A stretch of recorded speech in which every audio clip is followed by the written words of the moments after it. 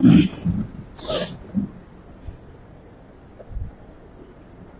الحمد لله نحمده ونستعينه ونستغفره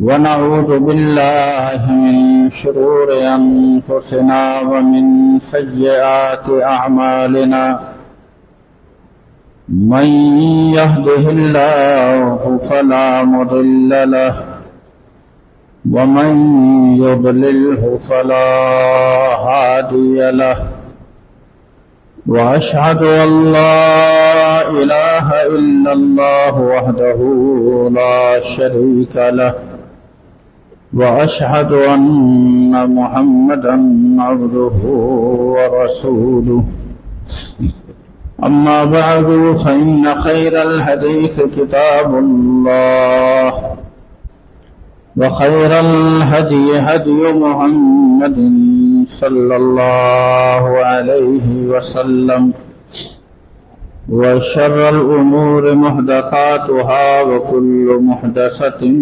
بدعة وكل بدعة ضلالة وكل ضلالة في النار.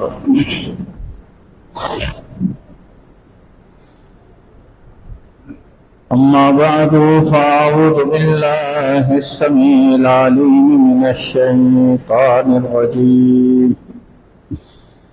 رب اشرح لي صدري ويسر لي أمري واحلل عقدة من لساني يفقهوا قولي. سبحانك لا علم لنا إلا ما علمتنا إنك أنت العليم الحكيم.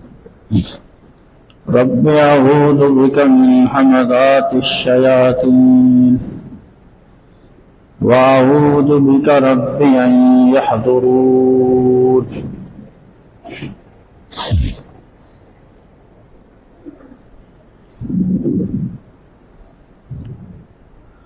وَلَقَدْ آتَيْنَاكَ سَبْعًا مِنَ الْمَثَانِي وَالْقُرْآنَ الْعَظِيمَ.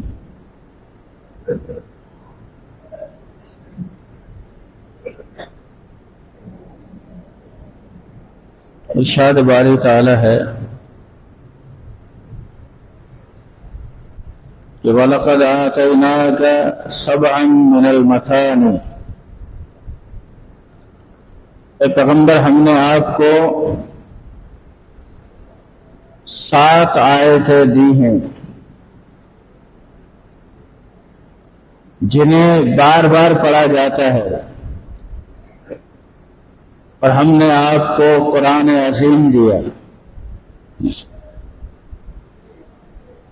یہ جو 7 مثانی ہے، جو 7 آیتیں ہیں جن کو بار بار پڑھا جاتا ہے، یہی قرآن عظیم ہے.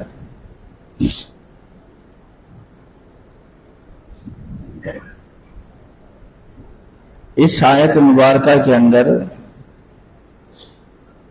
اللہ کے رسول صلی اللہ علیہ وسلم کو ایک مکمل سورت کی صورت میں جو 7 آیتیں عطا کی گئی اس کا ذکر ہے.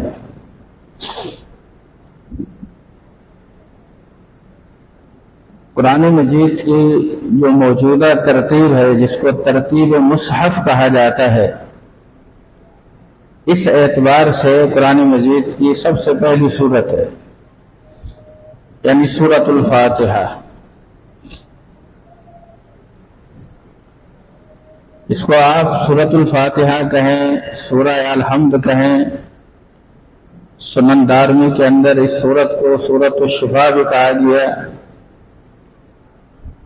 اس سورت کو جامع ترمذی کی روایت کے مطابق سورۃ الثنا بھی کہا گیا، یعنی اس میں اللہ کی تعریف کی گئی. اس سورت کو بعض روایات کی روح سے رقیہ بھی کہا گیا، بخاری کی روایت کے مطابق، یعنی یہ وہ سورت ہے جس سے پڑھ کر دم کیا جائے. سنن دارمی کی روایت میں یہ الفاظ ہیں کہ رسول اللہ صلی اللہ علیہ وسلم نے ارشاد فرمایا کہ الفاتحۃ شفاء لکل داء، سورہ فاتحہ ہر بیماری کے لیے شفا ہے، الا الموت، سوائے موت کے، یعنی موت کوئی بیماری نہیں ہے، اگر موت بیماری ہوتی تو اس کی شفا بھی اس میں ہے۔ تو اب اس کا مطلب یہ ہے کہ کوئی بیماری نہیں چھوڑی شریعت نے، مگر بتایا کہ اس کی شفا اس میں ہے۔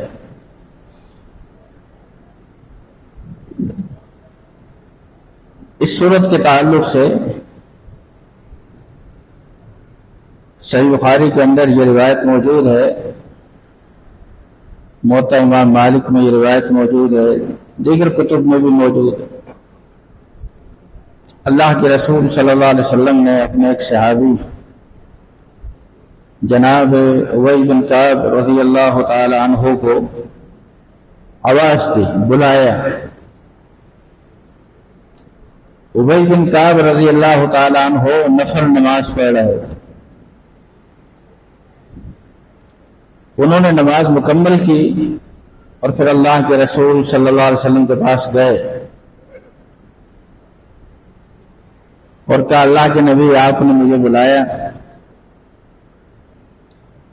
آپ نے فرمایا میں نے تو تمہیں ابھی نہیں بلایا، میں نے تو تمہیں پہلے بلایا تھا۔ کہنے لگے میں نماز پڑھ رہا تھا، تو آپ نے فرمایا الم تسمع قول اللہ، تو نے اللہ تعالیٰ کا یہ فرمان نہیں سنا، یا ایھا الذین آمنوا استجیبوا للہ وللرسول اذا دعاکم، اے ایمان والو جب بھی تمہیں اللہ اور اس کا رسول بلائے تو تم اس کے بلانے پر لبیک کہو، جواب دو۔ آپ کیا اس آیت کو پڑھنے کا مطلب یہ تھا کہ تم نفل نماز پڑھ رہے تھے تو تم نفل نماز توڑ کر میرے پاس آ جاؤ، فرض نماز الگ چیز ہے۔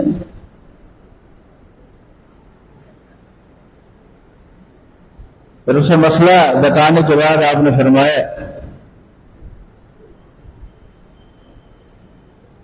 کہ میں ابھی مسجد سے باہر نہیں نکلوں گا، اس سے پہلے تمہیں ایک ایسی صورت کے بارے میں بتاؤں گا کہ اس جیسی صورت تورات میں بھی نازل نہیں ہوئی، انجیل میں بھی نازل نہیں ہوئی، تاکہ سننے والے کا شوق بڑھ جائے۔ اور فرمایا اس سے قبل قرآن میں بھی نازل نہیں ہوئی۔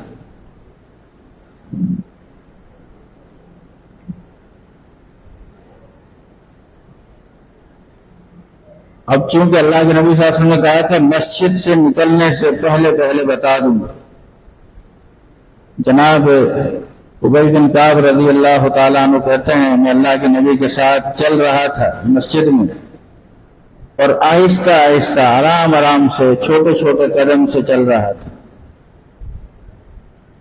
حتیٰ کہ ہم گیٹ کے قریب پہنچ گئے، مسجد سے نکلنے والے تھے، تو میں نے اللہ کے نبی صلی اللہ علیہ وسلم کو یہ بات یاد دلائی کہ آپ نے اس طرح فرمایا تھا۔ فرمایا ہاں، اس سے مراد سورہ فاتحہ ہے۔ اس سورت کی تعلق سے بہت سی باتیں ہیں، اس میں سے ایک یہ روایت جو اس کی اہمیت اور فضیلت پر دلالت کرتی۔ ایک روایت صحیح مسلم میں ہے، صحیح مسلم کی روایت میں یہ ہے کہ رسول اللہ صلی اللہ علیہ وسلم نے فرمایا کہ اللہ تعالیٰ یہ فرماتا ہے قسمت الصلاۃ بینی و بین عبدی، میں نے نماز کو اپنے اور اپنے بندے کے درمیان تقسیم کر دیا، آدھ و آدھ۔ پھر آپ نے وضاحت فرمائی کہ جب بندہ یہ کہتا ہے الحمدللہ رب العالمین، تو اللہ تعالیٰ یہ فرماتا ہے کہ میرے بندے نے میری تعریف کی۔ جب بندہ یہ کہتا ہے الرحمن الرحیم، اللہ تعالیٰ فرماتا ہے اثنى علی عبدی، میرے بندے نے میری مزید ثنا بیان کی۔ جب بندہ یہ کہتا ہے مالک یوم الدین، اللہ تعالیٰ فرماتا ہے مجدنی عبدی، میرے بندے نے میری بزرگی کا اعتراف کیا۔ جب بندہ یہ کہتا ہے ایاک نعبد و ایاک نستعین، خاص تیری ہے اللہ ہم عبادت کرتے ہیں اور خاص تجھ ہی سے مدد مانگتے ہیں، اس میں صرف اللہ کے ساتھ مدد مانگنے کا اور اللہ کی عبادت کرنے کا ذکر نہیں ہے۔ اس ترجمے کے اندر یہ بات موجود ہے کہ ہم خاص تیری ہی عبادت کرتے ہیں، معنی یہ کہ تیرے علاوہ کسی اور کی عبادت نہیں کرتے۔ جہاں اس بات ہے وہاں غیر کی نفی ہی ہے۔ آپ کو کوئی شخص مارکیٹ میں کوئی چیز اپنی دکان میں بیچ رہا ہو اور آپ کو کہے کہ یہ والی چیز آپ کو پوری مارکیٹ میں کہیں نہیں ملے گی، تو اس کا کیا مطلب ہے کہ یہ چیز صرف میرے پاس ہے، یا یہ آدمی یوں کہے بیچنے والا کہ یہ چیز صرف میرے پاس ہے، اس کا مطلب کیا ہے؟ مارکیٹ میں کسی دوسرے کے پاس نہیں۔ ایسے بندہ یہ اقرار کرتا ہے کہ اللہ ہم صرف تیری عبادت کرتے ہیں اور تیرے علاوہ کسی کی عبادت نہیں کرتے۔ اہدنا الصراط المستقیم، فرمایا یہ بندے کے لیے، بندہ یہ مانگ رہا ہے اللہ مجھے صراط مستقیم دے، سیدھا راستہ دکھا، صراط الذین انعمت علیہم۔ سیدھا راستہ صراط مستقیم کیا ہے؟ ان لوگوں کا راستہ جن پر تو نے انعام کیا۔ اللہ کا انعام،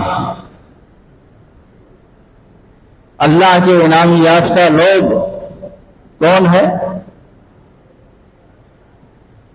ان لوگوں کا راستہ دکھایا جس پر تو نے انعام کیا۔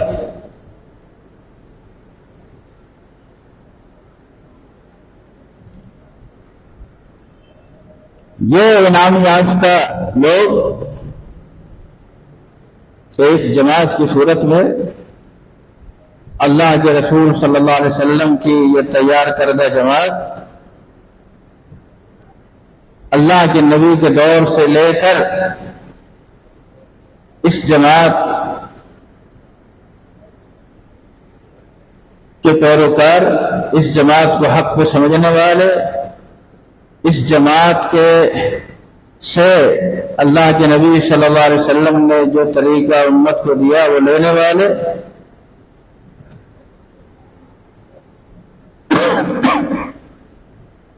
اور یہ جماعت کا قیامت تک باقی رہنا۔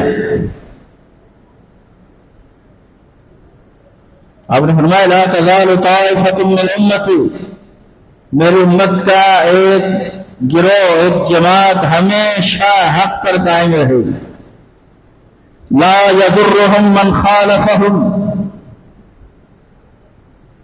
جو ان کی مخالفت کرنے والا ہوگا وہ ان کا کچھ نہیں بگاڑ سکتا۔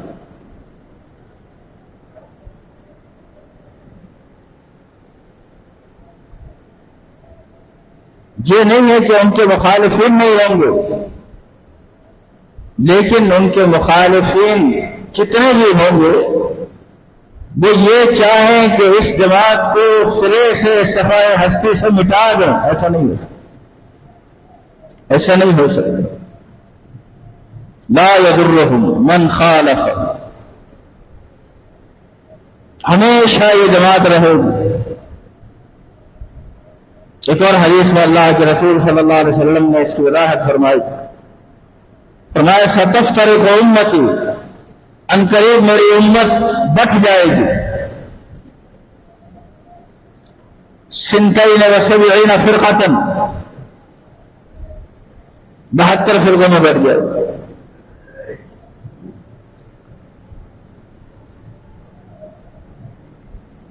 لیکن فرمایا کہ جتنے بھی فرقے ہوں گے یہ سب کے سب جہنم میں جائیں گے، الا ملۃ واحدہ، مگر ایک جماعت، ایک گروہ، ایک ملت۔ اب صحابہ کرام نے پوچھا من ہم یا رسول اللہ، اللہ کے رسول وہ کون ہیں؟ اللہ کے رسول نے نام نہیں لیا۔ اگر اللہ کے رسول نے نام لیا ہوتا نا تو میں دعوے سے کہتا ہوں آج ہر جماعت وہی نام کا لیبل اپنے اوپر لگاتے، ہر جماعت، ہر کوئی کہتا ہم وہی جماعت ہیں جس کا ذکر اللہ کے رسول نے اپنی حدیث میں کیا۔ آپ نے نام نہیں لیا، آپ نے ان کی نشانی یہ بتائی کہ ما انا علیہ و اصحابی، جس طریقے پر میں اور میرے صحابہ ہیں وہ جماعت حق پر۔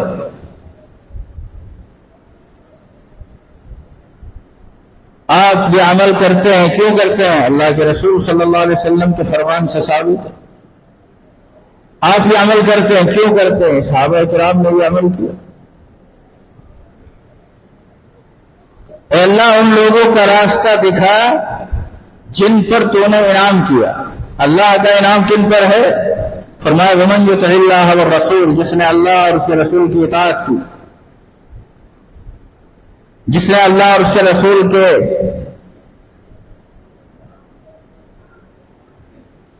فرمان کی پیروی کی، فاولئک، یہی لوگ ہیں مع الذین انعم اللہ علیہم من النبیین والصدیقین والشہداء والصالحین وحسن اولئک رفیقا۔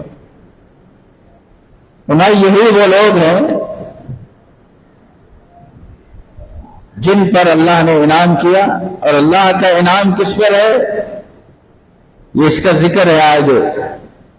اللہ نے جن پر انعام کیا وہ انبیاء ہے، صدیقین ہیں، شہداء ہے، صالحین ہیں، ان سب پر اللہ کا انعام ہے۔ اور یہ لوگ اجر و رفاقت کے بہت اچھے ہیں، ان کی رفاقت، ان کا ساتھ اگر مل جائے تو یہ بہت اچھا ہے۔ اس سے بڑھ کر کس کی رفاقت اچھی ہو جسے ان کا ساتھ مل جائے۔ اے اللہ ان لوگوں کا راستہ دکھا، ان کے راستے پر چلا، ان کے راستے پر مرتے دم تک قائم رکھ۔ یہ سوال پیدا ہوگا کہ ہم اللہ سے صراط مستقیم مانگتے ہیں،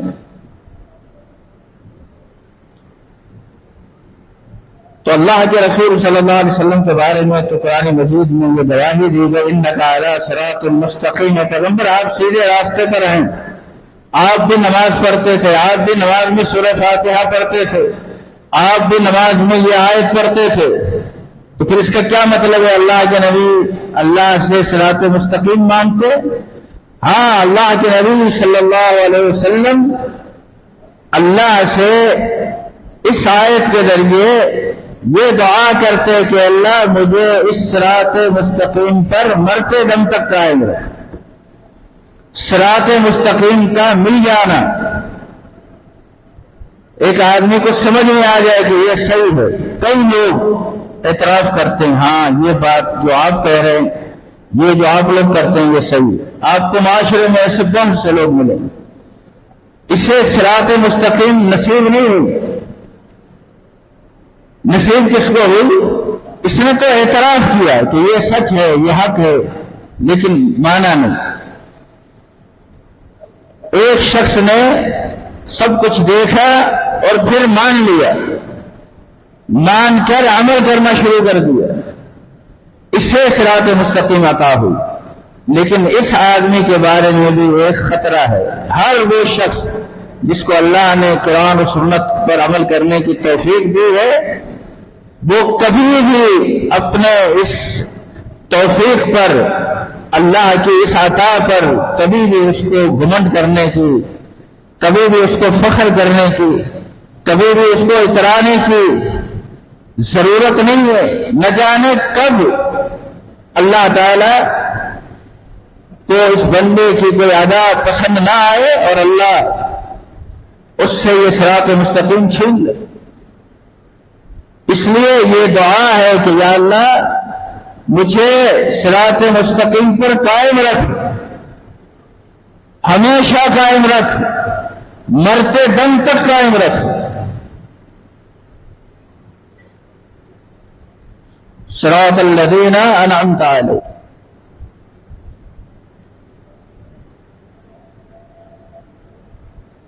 ان لوگوں کا راستہ جس پر تو نے انعام کیا، اور جس پر تو نے انعام کیا نہ تو ان پر تیرا غضب ہوا اور نہ وہ گمراہ تھے۔ کئی لوگ ترجمہ کرتے وقت اس جگہ پر ایسے بھی کہتے ہیں، نہ ان لوگوں کا راستہ جن پر تیرا غضب ہوا اور جو گمراہ ہو گئے، لیکن اس سے زیادہ بہتر ترجمہ یہ ہے کہ ان لوگوں کا راستہ جس پر تو نے انعام کیا، اور جس پر تو نے انعام کیا یعنی صحابہ کرام پر، وہ ان پر تیرا غضب بھی نہیں ہوا اور وہ گمراہ بھی نہیں تھے۔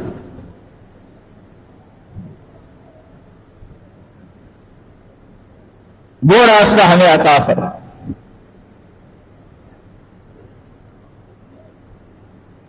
تو انسان ہمیشہ، ایک مسلمان ہمیشہ اللہ سے صراط مستقیم کا طالب رہے، ہدایت کا طالب رہے، ہدایت مانگنے والا رہے۔ انسان کی زندگی، دنیاوی زندگی کا مقصد یہی ہے کہ اللہ تعالی اس سے راضی ہو جائے، اسے صراط مستقیم عطا ہو جائے۔ دنیاوی اعتبار سے ایک شخص کے پاس جو دنیا کی عارضی آشائشیں ہیں، وسائل ہیں، کسی بھی صورت میں اگر ایک انسان کے پاس وہ سب کچھ موجود ہو، لیکن اگر اس کے پاس ہدایت نہ ہو، صراط مستقیم نہ ہو، ایمان نہ ہو، بتائیے یہ سارا کچھ کس کام کا؟ مفسرین کرام نے فرعون کے بارے میں لکھا ہے کہ اس کی 400 سالہ زندگی میں، ایک دو دن کی نہیں، 400 سال کی زندگی میں کبھی اس کے سر میں درد بھی نہیں، اور بڑی عیش اور عشرت کی زندگی گزاری۔ لیکن کیا یہ زندگی اس کے لیے مثالی زندگی ہے؟ کوئی مسلمان یہ کہتا ہے اللہ مجھے فرعون جیسی زندگی دے، تو کہتا ہے کوئی اس کو اپنے لیے آئیڈیل سمجھتا ہے، کوئی اس کو اپنے لیے قابل مثال سمجھتا ہے۔ قارون کے پاس کتنا مال تھا، بڑے بڑے دنیا میں تاجر ہیں،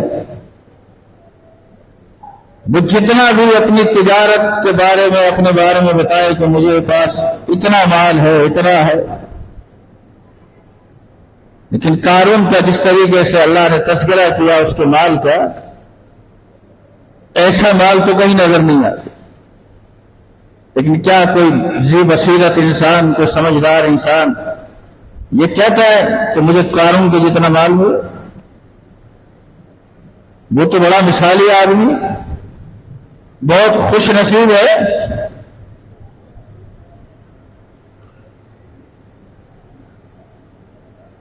یاد رکھیے، صراط مستقیم کے بغیر، ایمان کے بغیر اگر زندگی ہے تو وہ کوئی زندگی نہیں۔ جو زندگی ایمان کے ساتھ ہے، اللہ اور اس کے رسول کی اطاعت کے اندر ہے، اللہ پر ایمان کی صورت میں ہے، رسول کی اتباع کی صورت میں ہے، یہ زندگی سب سے اعلیٰ زندگی، سب سے بہترین زندگی،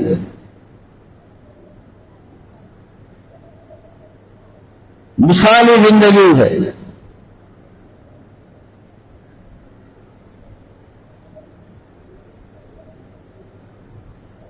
یہ سورہ فاتحہ ہم سب پڑھتے ہیں۔ اللہ کے رسول نے فرمایا کہ لا صلاۃ لمن لم یقرأ بفاتحۃ الکتاب، جس نے سورہ فاتحہ نہیں پڑھی اس کی نماز ہی نہیں۔ اس سورہ فاتحہ کے اندر آپ اللہ سے کیا کچھ مانگ رہے ہیں؟ آپ دنیا کے اندر رہتے ہوئے آپ کی بہت ساری حاجات ہیں، آپ کی بہت ساری ضروریات ہیں، بہت سارے مسائل ہیں، بظاہر ان کا یہاں کہیں ذکر نہیں ہے،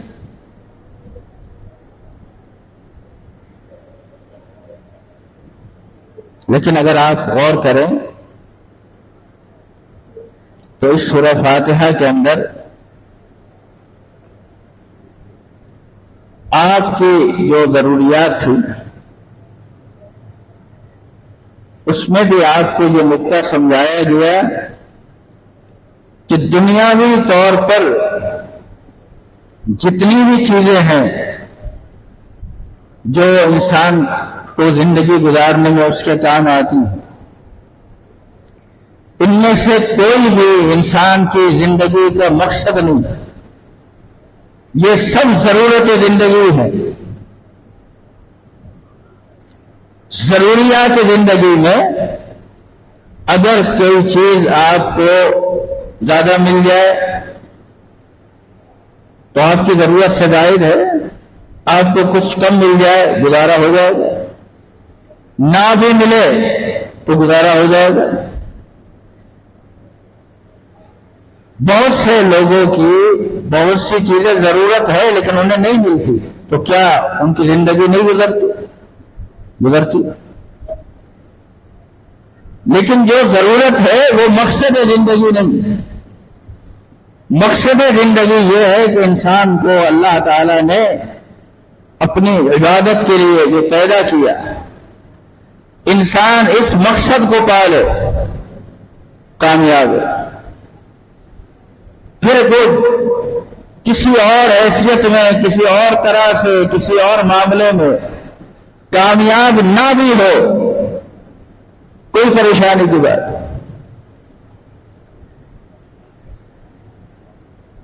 اب دیکھیے نا اللہ کے رسول صلی اللہ علیہ وسلم پر ایمان لانے والی جماعت صحابہ کرام کی،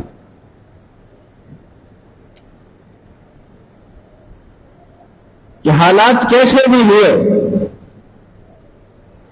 سخت ترین حالات ہوئے،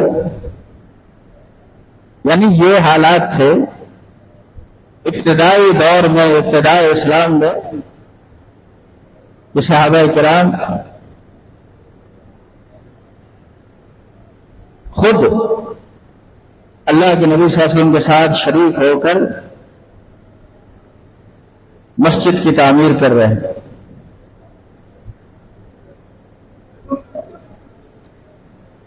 کوئی آپ نے مزدور ہائر نہیں کیے، دہاڑی پر کسی کو نہیں بلایا۔ صحابہ کرام پتھر لا رہے ہیں، پتھر اٹھا رہے ہیں،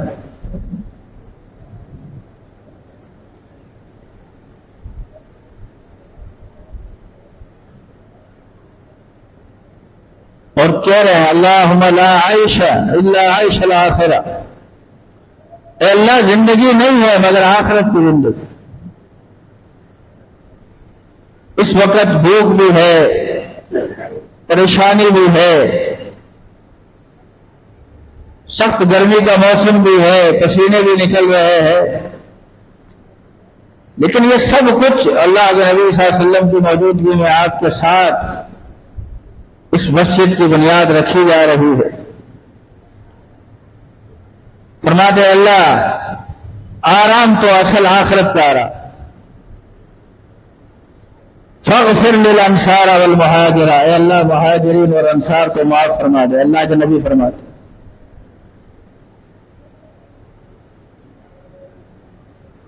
صحابہ کرام کہتے ہیں نحن الذین بایعوا محمد، ہم وہ ہیں جنہوں نے محمد الرسول اللہ صلی اللہ علیہ وسلم کے ہاتھ پر اسلام کی بیعت کی،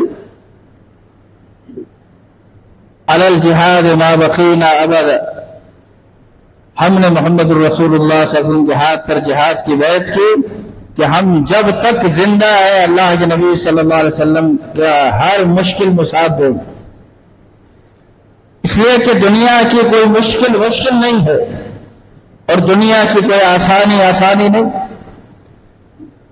امام طبرانی رحمہ اللہ یہ روایت لائے ہیں طبرانی کے اندر کہ کل نعیم یزول، انسان کو اللہ نے جتنی بھی نعمتیں دی ہوں، جس قدر دی ہوں، جو دی ہوں، ان نعمتوں کو استعمال کرنے والا انسان یہ یاد رکھے کل نعیم یزول، ہر نعمت فنا ہو جائے گی۔ دنیا خود فانی ہے، اس کی ہر نعمت فانی ہے، الا نعیم اہل الجنہ، لیکن فرمایا اہل جنت کی نعمت کبھی ختم نہیں۔ اللہ کے رسول صلی اللہ علیہ وسلم ایک مرتبہ صلاۃ الکسوف پڑھا رہے تھے، نماز کے اندر آپ کے سامنے جنت اور جہنم کا منظر پیش کیا گیا۔ جب آپ نے جنت کا منظر دیکھا تو جی چاہا آگے بڑھے، آپ کو ایک انگور کا خوشہ نظر آیا، آپ نے چاہا کہ آگے بڑھوں اور یہ خوشہ توڑ دوں۔ صحابہ نے آپ کی ایک ایک ادا کو نوٹ کیا۔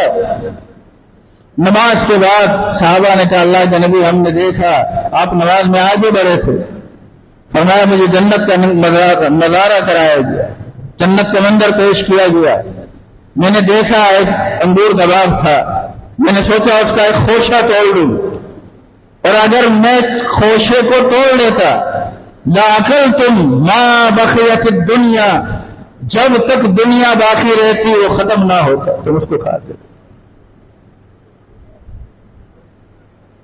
فرمایا اللہ کے نبی آپ نماز کے اندر پیچھے بھی ہٹے، فرمایا ہاں میں نے اسی جگہ پر جہنم کو بھی دیکھا، اور فرمایا کہ ایسا بھیانک منظر جو مجھے اس وقت دکھایا گیا، جتنے بھیانک مناظر ہیں ان میں سب سے زیادہ خطرناک منظر جہنم کا۔ اللہم لا تجعلنا منہم۔